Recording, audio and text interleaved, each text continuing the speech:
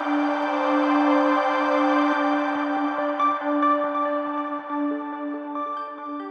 want you to picture a scenario. It's 3:00 a.m. The house is dead silent. The street outside is empty. The dog is asleep. But you are just staring at the ceiling, and it feels like your brain is running a marathon on a treadmill. Oh, I know that feeling. You're hot, you're tossing and turning, and you are obsessively replaying a conversation from like 3 years ago. Or maybe you're trying to calculate with mathematical precision exactly how a meeting is going to go next Tuesday. It's the browser with 100 tabs open syndrome. And they're all frozen, and music is playing from one of them, but you don't know which one. Exactly. And the instinctive reaction, at least for me, is to clamp down. I think, okay, if I just think about this harder, if I just analyze this one more time, I'll solve the problem, then I can sleep. You treat your brain like a Rubik's Cube. Yeah, that I just have to twist one more time. Which is the most natural and yet the most counterproductive thing you can do. It's the paradox of the modern mind, right? We think the exit door to anxiety is through more thinking. But the source material we are diving into today suggests that is actually the trap. The more you grip the wheel, the more the car spins out. So today, we're doing something a little different. We aren't looking at productivity hacks or, sleep hygiene. We are looking at a perspective drawn from the work of Carl Jung, the famous Swiss psychiatrist. Yeah. And I have to be honest, when I first read the prep material, I was a little skeptical. It felt a little esoteric. That's fair. Jung can get pretty deep pretty fast. Right. But the core idea here is fascinating. Jung argues that this 3:00 a.m. spiraling isn't a malfunction, it's not your brain breaking, it's actually a signal. It's an encrypted message from the psyche. Exactly. And that is a huge shift in perspective. Usually we treat anxiety as a nuisance. It's this mosquito buzzing in our ear that we just want to swat away. Get rid of it. Jung is saying, no, don't swat it. Listen to the pitch of the buzz. It's trying to tell you something that your conscious mind, the part of you that pays taxes and makes grocery lists, is ignoring. So instead of trying to silence the mind, we're supposed to decode it. Precisely. And in the research we've pulled together for this deep dive, there are 7 specific messages, 7 signals that the psyche tends to send when the mind is racing. And that's our mission today. To decode those 7 signals. Okay, let's get into it. And I want to start with the one that hit me the hardest. It's about control. Because if I'm honest, when I'm overthinking, it's usually because I feel like things are spinning out of my control. That is the first message. The signal is you are trying to control the uncontrollable. Right. I mean, think about when overthinking actually strikes. It rarely happens when your life is perfectly clear, your bank account is full, and everyone loves you. No, that's when I sleep like a baby. Exactly. Overthinking thrives in the fog. It happens when the future is vague, or when you're waiting for news, or when life is moving to a rhythm you didn't conduct. So why does our brain react to fog by just spinning its wheels? To understand that, we have to look at Jung's model of the mind. He uses this incredible visual. Imagine the ego, that's the I, the thinker, the part of you that worries, as a tiny island, a little sandbar. And it is surrounded by a vast, dark, ancient ocean, which is the unconscious. It's terrifying. It kind of is, and the ego knows it's small. Yeah. And the ego hates uncertainty because uncertainty looks like a tidal wave. So it tries to compensate. It tries to compensate. It tries to secure the future by calculating every possible outcome. It thinks, if I can just predict the wave, I can stop it. Which is physically impossible. You can't stop the ocean with a spreadsheet. Right. And there's a great analogy in the source material. Imagine standing on the beach. A massive wave is coming. Let's call that wave the future. Okay. The overthinker is the person standing there with their hands up, bracing themselves, trying to physically hold the water back. And the harder you push, the more water just slips right through your fingers. And that effort creates the feeling of powerlessness. You feel weak because you're trying to do something impossible. So the message is? The message your psyche is sending here is, put your hands down. You are wasting your energy. Chaos has its own. Jung called it cosmos. Yeah. You don't need to strangle the future into submission. You just need to enter it from a clear, present moment. Exactly. Put your hands down. I mean, that sounds liberating, but it also sounds risky. It feels like giving up. It feels like giving up to the ego, but to the rest of you, it feels like trust. Which actually brings us to the second and probably the most common signal we found in the research. This is one about confidence, right? Sort of. It's deeper than just confidence. Usually when we're stuck in a thought loop, let's say you're obsessing over a mistake you made at work, you tell yourself, I just need to figure this out. I need to logic my way out of this. If I was just smarter, I wouldn't be in this mess. We view it as a logic problem, but the second message is, you don't lack intelligence, you lack self-trust. Okay. Overthinking is a flare going up that says you don't trust your own ability to remain standing if things go wrong. Wait, let's pause there. Because self-trust sounds like a motivational poster. What does Jung actually mean by that?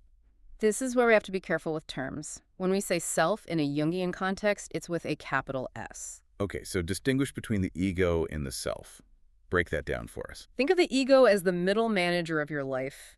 It's the guy checking emails, worrying about deadlines, trying to look good for the boss. It's frantic. Right. The self capital S is the CEO, or better yet, the founder. It's the stable center of the psyche that has been there since you were born.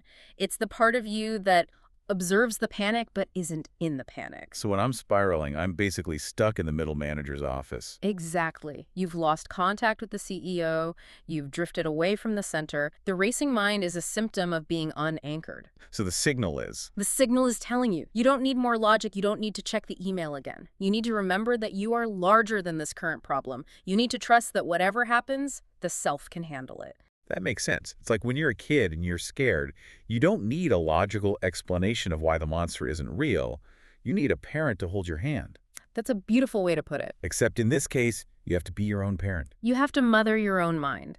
But sometimes, and this leads to the third message, the reason we lose that anchor is because we aren't even being ourselves. We're acting. This is the persona concept. Yes.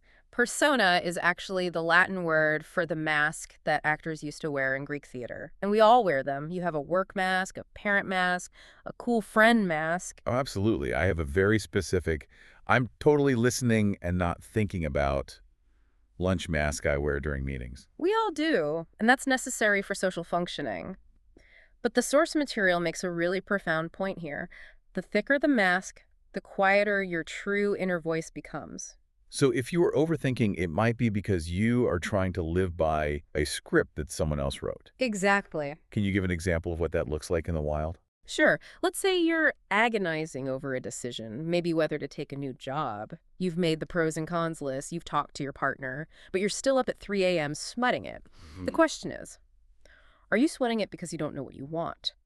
Or are you sweating it because the mask you wear, the successful career person, mask demands you take the job, but yourself actually hates the idea? Oh, wow. So the conflict isn't between two choices. It's between who you are and who you're pretending to be. Precisely.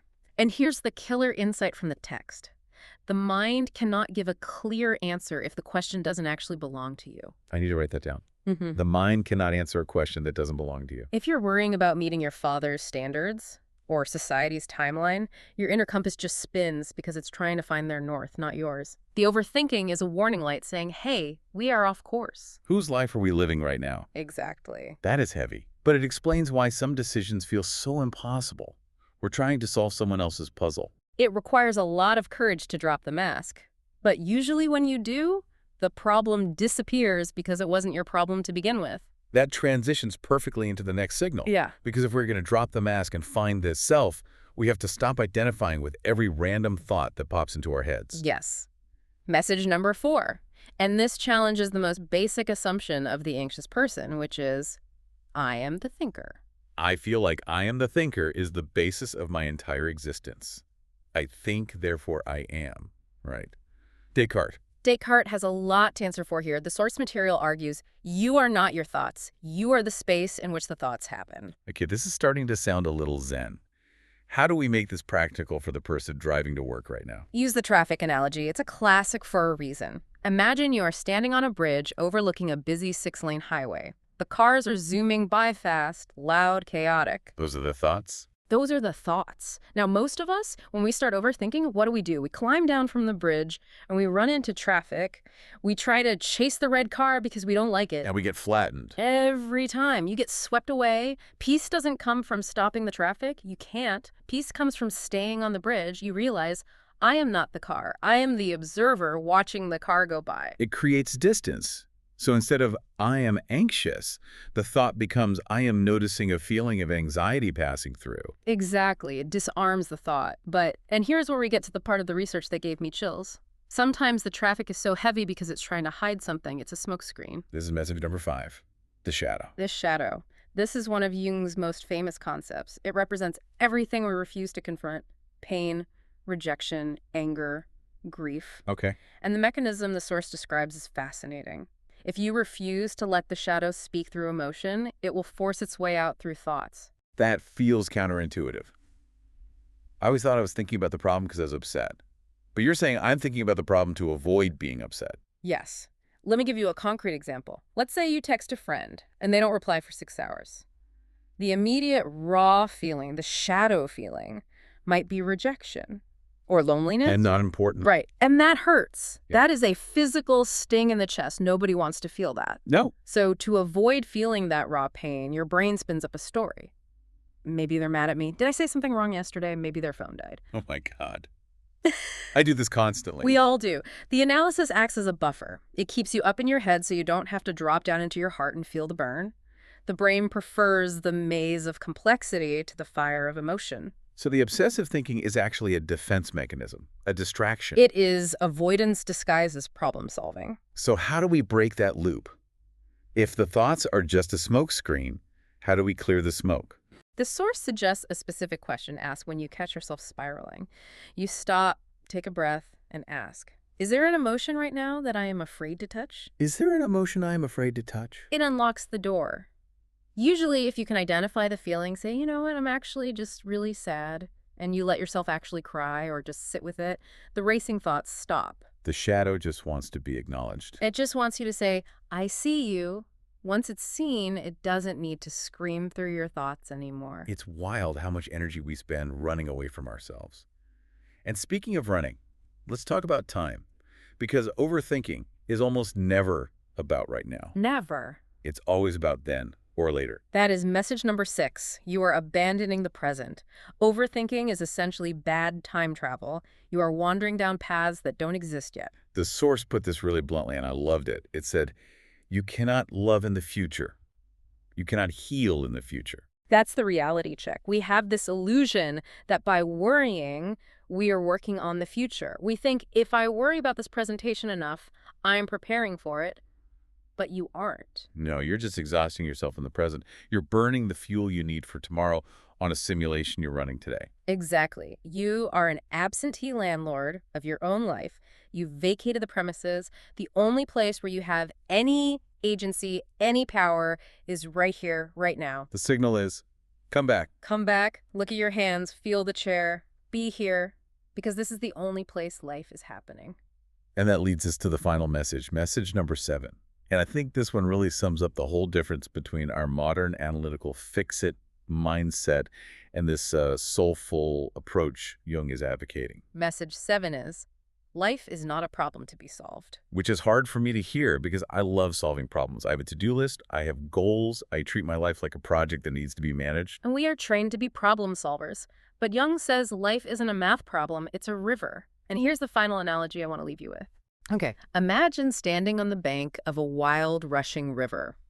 You are holding a map. You are studying the map, analyzing the contours, measuring the distance.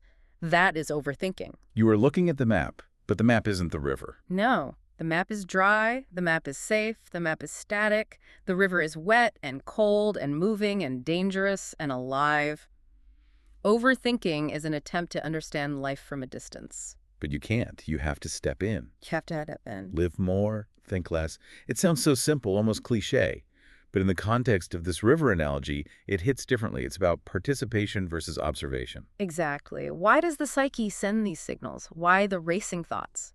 It's because you are standing on the bank, clutching the map, terrified of getting wet. Your soul is screaming, jump in, trust yourself. Stop acting and start living. It's a call to maturity. That's how the source frames it. This isn't a mental breakdown. It's a growing pain. That is the crucial reframing. The friction you feel, that anxiety, is the friction of growth.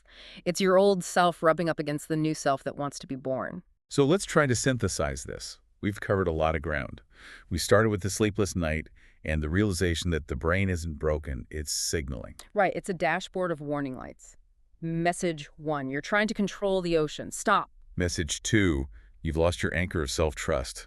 Find it. Message 3, you're wearing a mask that doesn't fit. Take it off.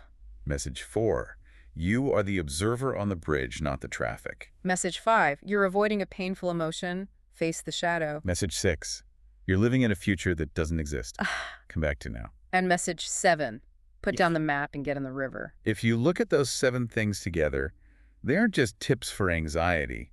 They are a roadmap for being a whole human being. They are about moving from a life of calculation to a life of experience. It really shifts the perspective. Next time I'm lying awake at 3 a.m., instead of fighting it, I think I'll try to get curious. I'll ask, okay, which of these 7 things is trying to get my attention?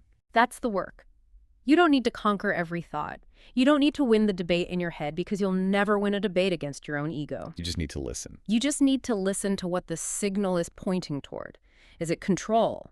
Is it avoidance? Is it a lack of authenticity? Once you hear the message, the messenger, the overthinking, can finally quiet down. It's done its job. It's about returning to presence, silence, and a truer version of yourself. A version of yourself that isn't afraid of the waves. I love that. Yeah. And before we let you go, here's something to think about as you go about your day. We've talked about how anxiety is essentially a growing pain of the soul. So if that's true, what is the specific growth spurt your psyche is demanding of you right now that you've been too busy thinking to notice? That is the question. Thanks for diving in with us. We'll see you next time.